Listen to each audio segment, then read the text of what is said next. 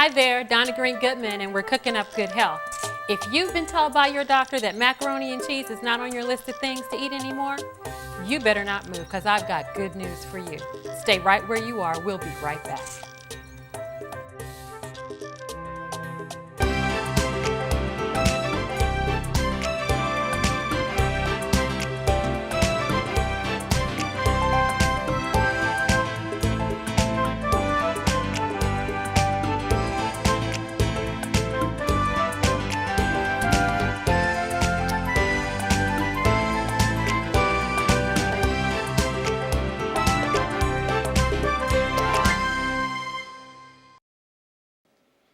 Welcome back. I told you that we were going to make some macaroni and cheese today that you are not going to believe. And look at it. We just took it out of the oven. Can you believe that you can have 1, 2, maybe 3 helpings of this and not worry that you are going to be exhausted when you finish eating, or that when you go back to the doctor the next time your blood cholesterol is going up, or that you're going to gain weight?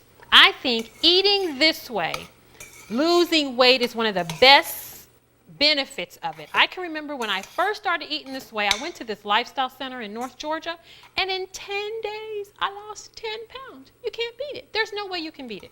We've been talking about the kind of grains that you can use that are whole grain. And when you're making the transition from the traditional diet to this kind of diet, sometimes you want to still have something that looks like what you used to eat. And so the pasta that is in this pan, although it looks like traditional semolina, this is actually a semolina soy blend. So there's soy in this pasta. And if you are already converted and want to do nothing but whole grains, you could also do the whole wheat pasta, macaroni noodles, or you could do the rice macaroni noodles. There's in some stores, there are actually multi-grain ones that you can buy, whatever your family is interested. But right now, what we're going to do is get this started. We have started by using a different macaroni. We're going to add 2 tablespoons of a soy-based margarine.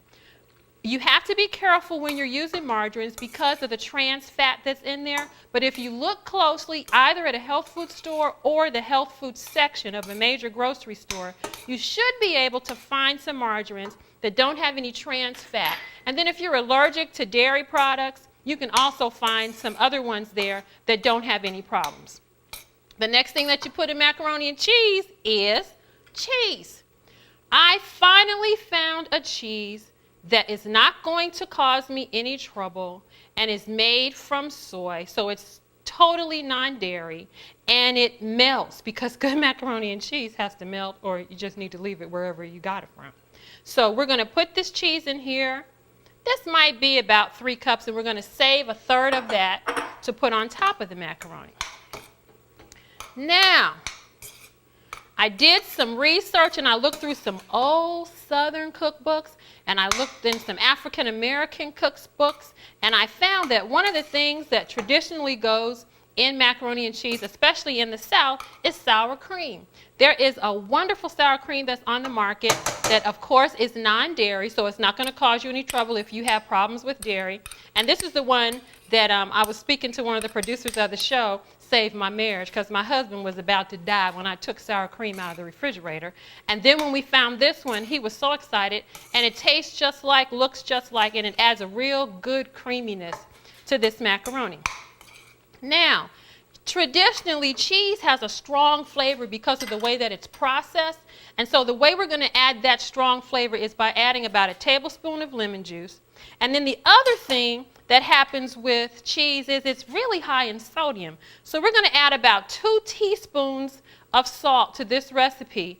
And you might think, well, that's an awful lot of salt. But there is not a lot of sodium in this cheese. I boiled the macaroni noodles in unsalted water, so you could probably stand to have a little of the salt in here. And usually I do about 1 teaspoon per cup of noodles. Looking kind of good, isn't it? All right. Now we're going to add milk, and of course I'm using a non-dairy milk. I never really have liked regular, traditional milk, because it just didn't taste so good to me. But then once I drank it, my stomach started bubbling, and you know what else happened. So when I decided to eat more healthfully At first, I started eating the lower fat or the non-fat version, and then I just converted over to a replacement, and I prefer a soy-based one, but there are plenty of them on the market. Some of them are rice milks, some of them are nut milks, and of course you can use those as well. Now the recipe that I'm using calls for about 2 cups of milk, but this looks like I wanted to make it a little soupier, so I'm going to put a little more milk in here. And this is just a plain one. It doesn't have any vanilla flavoring in it or not. Now, how am I going to season it? I'm going to add something called nutritional yeast flakes, about 1/2 cup, that gives you a real good cheesy flavor. And these yeast flakes are a plant product. They're not the kind of yeast that you would use if you were going to be baking bread or biscuits. You know those biscuits that we've been talking about? But this is a nutritional yeast product that's good for flavoring food. And it is an excellent source of vitamin B12, because one of the things that people wrestle with when they're making this change, you know I'm supposed to be healthier if I'm eating this way, but how am I going to get my vitamin B12? Well, nutritional yeast is an excellent source of vitamin B12. Now, let's see what it tastes like. Too bad you're not here. This is so good. I'm going to add a little more milk. And then, oh my goodness, I know I look a mess, don't I? But it's just so good. That's better? Okay, now I'm going to add a little bit of this seasoning that I've been recommending that is non-animal fat, non-cholesterol, not a lot of other things that are going to mess with your life. And I'm going to put that in there, and I think that's about all this is going to call for. And then we're going to step over here to this Pyrex dish that's waiting for it. And we're going to pour it in the Pyrex dish. Doesn't that look good? Oh, I'm so excited. This is going to serve, well, this could serve. I don't know how many it's going to serve. But this could serve, if everybody got one nice healthy serving, about 8 to 10 people.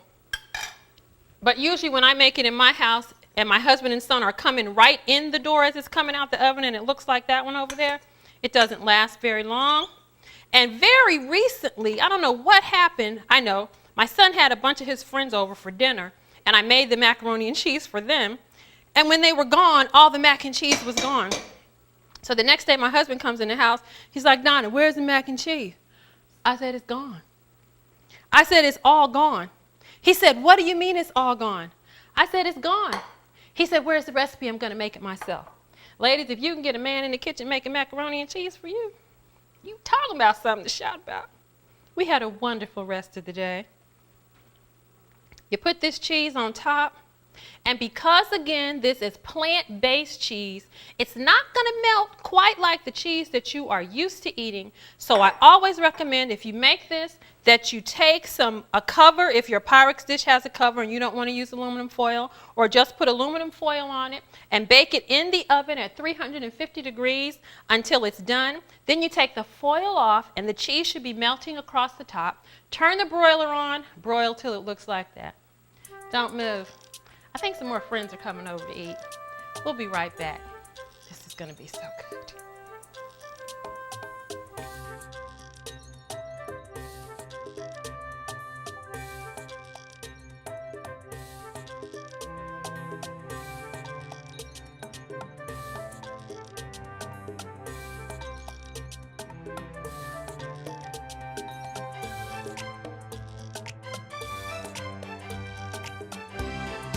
Okay, here's what we did today. That lovely supper in a skillet, which my family calls goulash, the rice-a-roni using whole grain pasta, and that yummy mac and cheese. If you're interested in getting the recipes, just shoot me an email and I'll send it right back. Looking for ways to improve your health? It's not as hard as you might think, and it's what your doctor has already told you. Go to bed before 10 every night. Walk 20 to 30 minutes a day. Get a daily sun bath, eat more plant foods, start saying no, drink some clear, cool water, take some deep breaths, and yield to the power of the divine. These simple lifestyle principles are transforming people's lives and helping them to celebrate healthy living. Join the celebration. Welcome back. Doesn't it look great? I wish you could be here to taste it, but you can't. My friend Nancy is here, so she'll taste it with me. And maybe you can go and make it yourself and invite me to your house. I would love to come. We're going to go ahead and get some right now. Oh my goodness, Melissa's here. That must mean it's time for us to go. I thank you so much for joining us. And I hope that you will be able to practice this in your home. Because when we do it here in Donna's Kitchen, we're always cooking up good health. Thanks for joining us. See you next time. You want to play?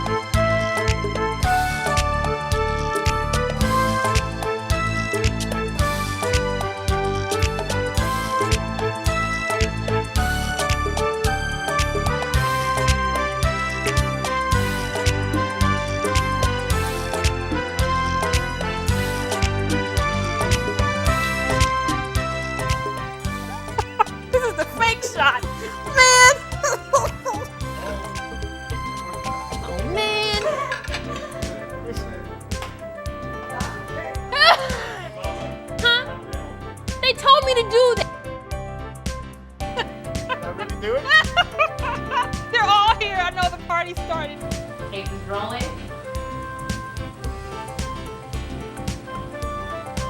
Turning it down. 10, 9, 8, 7, 6, 5, 4.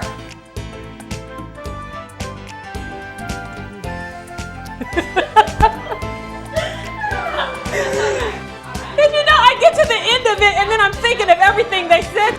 Cooking up good health now. Wait a minute. Cooking up good health now. Wait a minute. Hold my mule.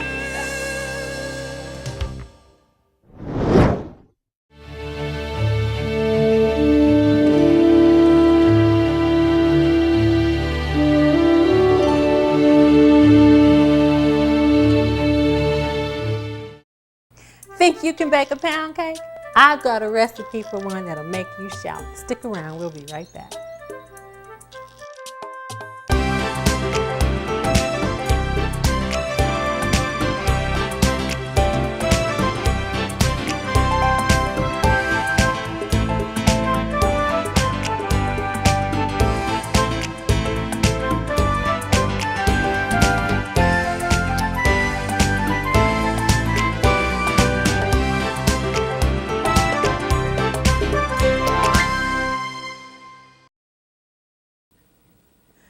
Welcome back. Listen, I used to make the best pound cake in the world. My husband and I would make I would make the pound cake on a Friday, and that thing was gone probably by Saturday night. He would come in the house just slicing it. The whole reason that you call a pound cake is because you put a pound of butter in it. And we know that's not the healthiest thing that you can do. So I'm going to show you this new recipe that I have for pound cake. I'm going to take 1.5 cups of milk and pour it into my blender.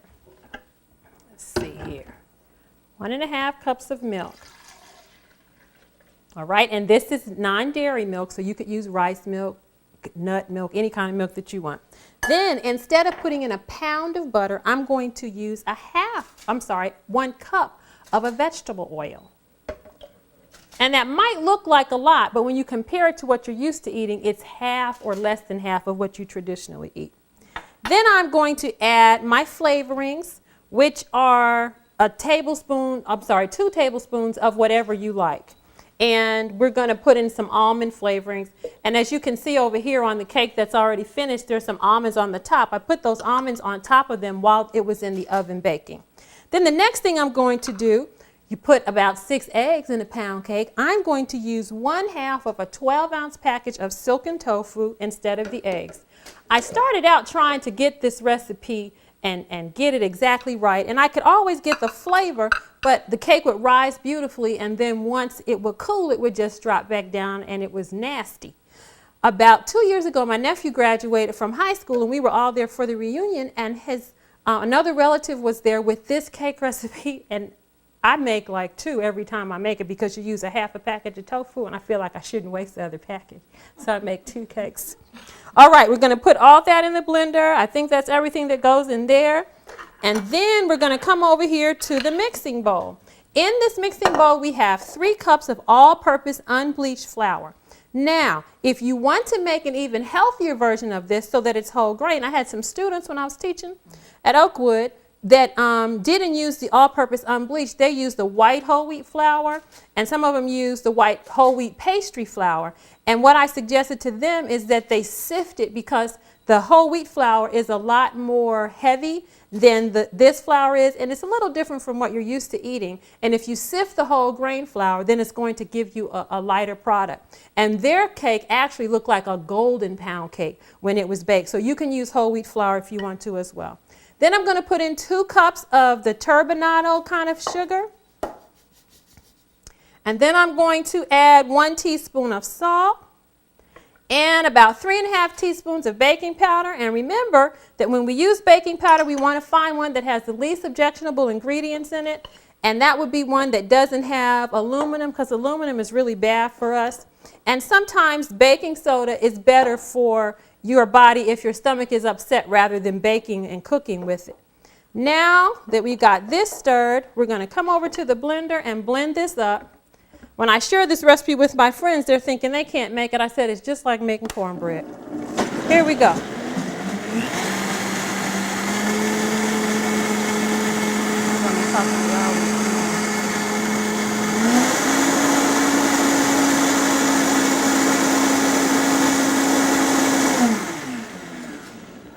This is as hard as it gets. Now we're going to take this and pour it into the center of the dish, just like that. And then we're going to stir this up. And we don't need a blender or anything like that. We don't need a hand mixer. We don't need one of those big expensive machines that they make cakes out of. You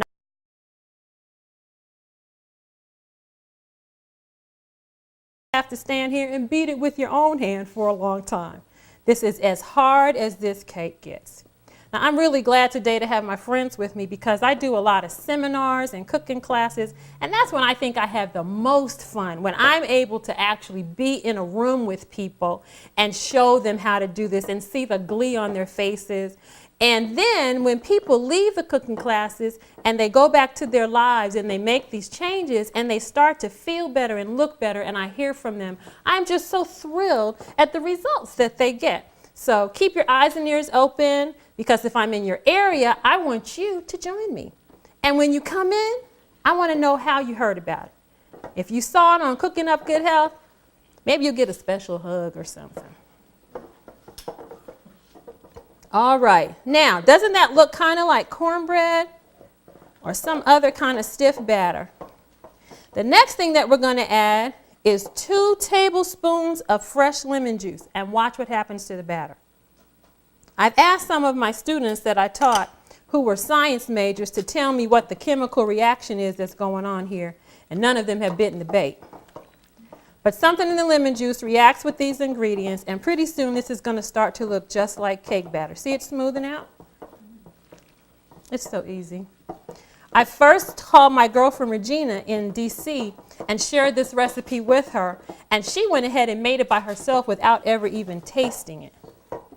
And it's been something that she makes often for a lot of other gatherings. And she told me that when she makes it sometimes, she'll actually freeze the cake, and it does well when she's ready to serve it again.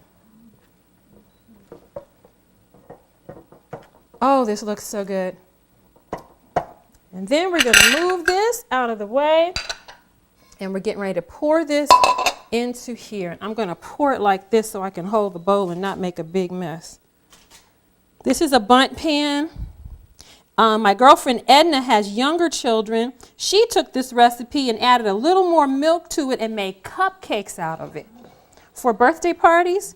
And then my cousin took the recipe again and split the batter and made half the batter vanilla and the other half of the batter a carob and put it into a marble. So it was like a marble cake. That was absolutely delicious. Then she put a little less sugar in it and added blueberries to it and had blueberry muffins. Isn't this great? No saturated fat, no cholesterol, no guilt. And it's not really expensive when you compare it to the other stuff that you've been eating. So I want you to try this with your family. Don't tell them what it is. You know, cook it while they're gone. And then have it there sitting there when they get back home and let them slice up and eat it. And we're going to put this in the oven. And when you come back, we're really going to make ice cream this time. See you in a few seconds.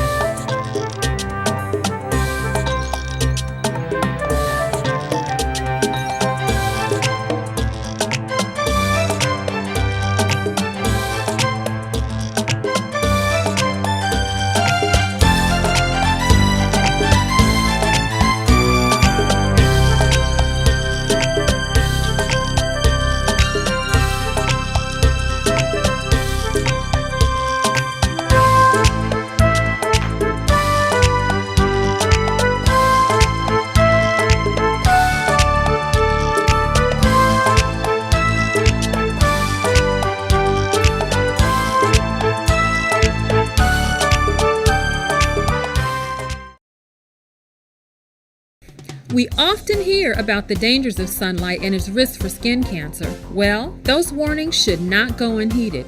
Overexposure to sunlight does increase your risk for skin cancer, but have you ever heard about the benefits of moderate sun exposure? Sunlight in moderation, which is about 15 to 30 minutes per day, can really benefit the body. Daily exposure can increase circulation and help red blood cells carry more oxygen, convert a cholesterol-like substance to vitamin D, increase the number of white blood cells in the body, improve liver function, reduce arthritic joint pain, kill certain germs on exposure, reduce tumor size, promote restful sleep, and impart a healthy tone to the mind and nervous system. Diabetics will benefit with the lowering of blood sugar, blood pressure, cholesterol, and triglycerides, and thereby reduce their risk for heart disease and stroke. And it helps to prevent and counteract depression. So go ahead, get a little sunlight every day. You don't have to stay in it all day. Take a walk, work in the yard, sit in a window, and study the Word. I promise you'll feel better if you do. If you change your eating habits, your family probably thinks you are nuts. Well, you are in good company. Don't go away. We'll be right back.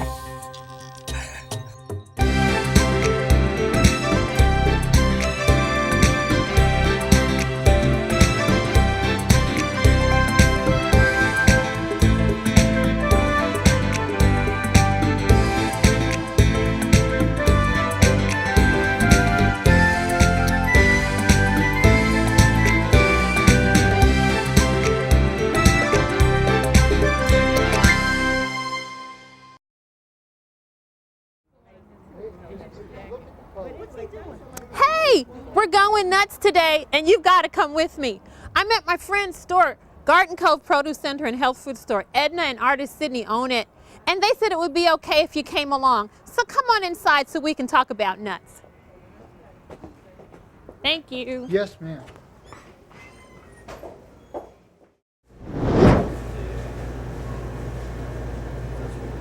Okay, so we're inside now. I'm so glad you decided to come in with us. I'm in Garden Cove Produce Center and Health Food Store, which is one of my most favorite places in the world to shop. I probably come here at least once a week to get fresh produce and sometimes other health food items. And the thing I really like about Garden Cove Produce is that they have a bulk section, both in this part of the store and in the back side of the store. And I think for people who are trying to eat more healthfully, You're often overwhelmed with buying so many new things. You're not exactly sure how to buy it. You don't know if you want to buy a name brand or not. But if you can go to a health food store that has a bulk section, you're always going to get the best price. Since we're going nuts today, I think the reason that we're here is to talk about nuts. And right behind me, you can see pistachios and peanuts and almonds and pumpkin seeds. Down here, you've got some more nuts, some cashews, some walnuts, and our camera operator loves sunflower seeds. Unfortunately, many people think that eating nuts is a bad thing. And contrary to popular opinion, nuts do not have cholesterol. I was just teaching my students a few weeks ago, and one of my students said, Mrs. Goodman, I can't eat nuts because they have cholesterol. Read my lips. The only place you find cholesterol is in animals. Nuts are plants. There's no cholesterol in them of any sort, and science is now discovering that when you eat nuts, it actually lowers your cholesterol. They are high in fat, but we've also discovered that they're the good fat, the kind of fat that's going to make your heart healthy and make those hormones work the way that they're supposed to. They are an excellent source of protein. You don't have to worry if you're switching to a plant-based diet if you're going to get enough protein or not. You're going to get more than enough protein. They're very rich in fiber, and we've spoken before about how important fiber is in the body. They're an amazing source of vitamin E, which we used to just think was a vitamin, but we've also discovered is an antioxidant, which keeps all the crazy stuff in your body from going crazy and making you sick.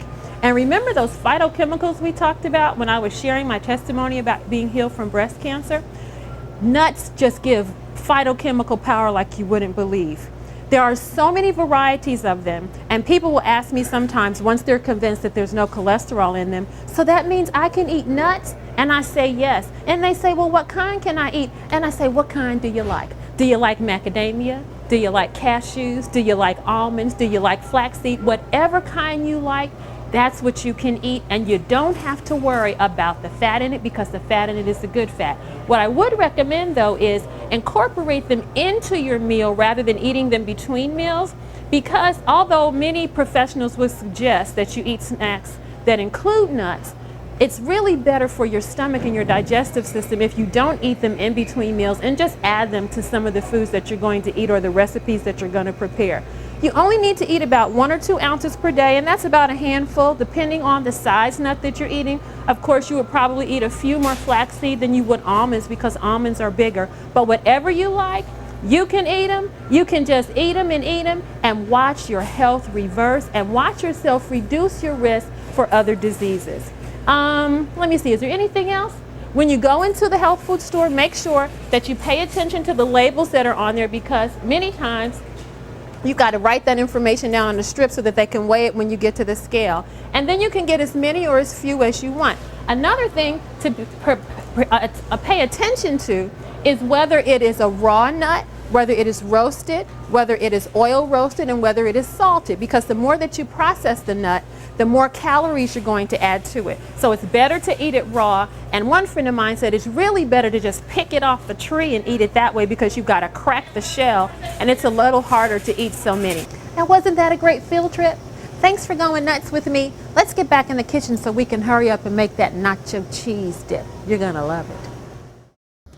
Okay, so the most exercise you get is using your thumb to change the remote. Do you know what benefits you'd gain if you got up and walked? Walking as a regular form of exercise does more than make you lose weight. Walking helps to lower blood sugar, strengthen the heart, lower blood pressure, lower bad cholesterol, raise good cholesterol, relieve stress, relieve depression, increase energy, improve circulation, help us sleep better, strengthen our bones, and decrease our risk for diabetes, heart disease, cancer, arthritis, and osteoporosis. Just 30 to 40 minutes a day of active exercise will give you the maximum benefit. If you can't do it all at once, break up your time into 2 to 3 shorter time periods. If it's cold outside, dress warmly. If it's raining lightly, use an umbrella. If you like company, invite a friend or neighbor. If you need a safe place, join a walking group at the mall. If you really want to improve your health, just put down the remote, rise, make up your bed, and start a walking program today. Welcome back. My parents told me when they decided to become vegetarian back in 1959, they decided to do this right around Thanksgiving time. My grandma Lula, my Aunt Sarah cooked the best Thanksgiving dinner in the world. As a matter of fact, my grandma Lula and my Auntie Sarah on my father's side of the family. But all my mother's relatives would come to my father's family's house for Thanksgiving dinner because the food was so good. So when Mom and Daddy said they were going to become vegetarians, everybody in the family thought they were absolutely nuts. And back that far ago, people didn't understand that you could live and live healthfully and probably with a lot less risk factors if you were eating primarily a plant-based diet. Well, today we are featuring in this segment what you can do with some nuts. We're going to talk about how you can use cashews. Many times when people think about cashews, their mind already goes to peanuts and pecans and walnuts. And for the sake of science, we're going to say, yes, they're a nut, but they're really the fruit of a tropical tree. And when I was doing some research about this is in the same classification as mango. Can you believe that? Scientifically. So what we're going to do is show you how you can take cashews and mix them up with water, and when the heat hits it, it starts to thicken, and you can use this as a base for making cream sauces. The recipe that we're going to do today is actually a nacho cheese dip, and we're going to use the cashews as the base, and we're going to put those in the blender. We're going to add some, I believe this is cornstarch we're going to add to it, and that's to help thicken it. And if for any reason when nuts are introduced to you, you're kind of shy of them because of allergies, you could probably just use a flour or a cornstarch as the base anyway. I had a friend, Chandra, who couldn't do nuts at all. So anytime she made a sauce, she would just use more of the cornstarch or flour, and that would work for her. Then in order to give it some color, we're going to use some diced pimento, and we're going to put that in here. And that's going to end up making this turn a nice rich orange color. Then we're going to add some seasonings. We've got onion powder. We've got some salt. We've got some lemon juice. We've got some garlic powder. Then we're going to put some water in here so that we can blend it. And I've discovered when you're cooking with nuts, it's better to put a little bit of water in the blender at first and then blend it up, so that everything becomes nice and fine and you don't have a whole lot of grains. So I'm going to be quiet for a second. It's really hard for me to be quiet, but I will be for just a second, so that we can turn this on and get it blended nice and smoothly.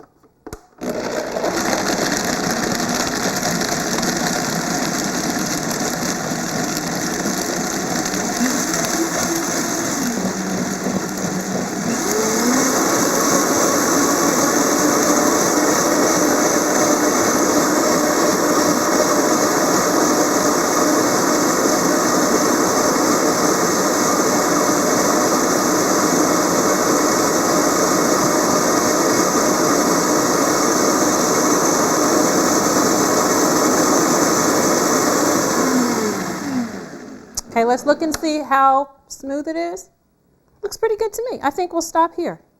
Now I'm going to move over here to the stove, and I've got a pot that I'm going to put right here on the eye, and I'm going to pour this in the pot. Isn't that a beautiful deep orange color? I don't think we use the colors that are in fruits and vegetables nearly as much as we could when it comes to cooking things. Next, what I'm going to do is add a little more water to this, and then I'm just going to start stirring it, and it's going to thicken on the stove. And while it's thickening, I'm going to tell you a couple of things. This cheese sauce is a wonderful alternative if you are trying to eat less saturated fat and cholesterol again, and increase your consumption of nuts without putting the nuts out there in front, if that's not what you want to do. We decided in our family to use cashews in a number of other ways, and all this is like a cream sauce. I used to do some casseroles that were cream of mushroom soup base, cream of celery soup base, cream of cheddar cheese soup base, and they make delicious casseroles with broccoli and rice and noodles and other kinds of pasta. But there are so many negative effects, again, for those of us who have problems with dairy products. And so now whenever I make a casserole that I used to make that would have the cream of something in it, I let my cashews be my cream of. So if I want cream of mushroom soup, I'll use about a cup of cashews in the blender with some water, blend it up until it's nice and smooth and thick, and then start to season it with mushrooms and onions and garlic powder, and continue to get it where I want it so that it's strong like a can of condensed soup. And then I'll add more water to it and pour it into the casserole that I'm making. Another way that I use it is to make a gravy. There's a wonderful thing my parents used to eat when they were growing up, cream chip beef on toast. And when we had our lifestyle center in Atlanta and we would cook breakfast for the lifestyle guests, we would make this cream gravy that is based in these cashews. And then we would put onions and bell peppers and mushrooms in there and then let it get thick. And it was this real thick, creamy sauce. And we would put that sauce over biscuits. I got the inspiration for that recipe when I worked for the Georgia Extension Service. Our supervisor, when I was in the state office, we had an annual office party, and there were probably 3 vegetarians on the staff in the state office of nutrition, and I was one of them. So when we would go to Alva Youngner's house, who was our director, she would make all these wonderful little party foods. And because there were 3 vegetarians, she would make this same thing out of cream of mushroom soup. But the cream of mushroom soup one had ham in it, and the 3 of us on staff didn't eat it. So she would make one without ham in it for us, and that's where I got the inspiration. It is so, so good. Then sometimes we just make gravy out of it. Sometimes we will use it as a base for some other things. And one of the most beautiful things that I have learned to make with it is scalloped potatoes. Don't get out of your seat. When we come back, I'm going to show you how to use cashews to make a cream sauce, to make scalloped potatoes like you've never seen in your life. Don't go away. We'll be right back.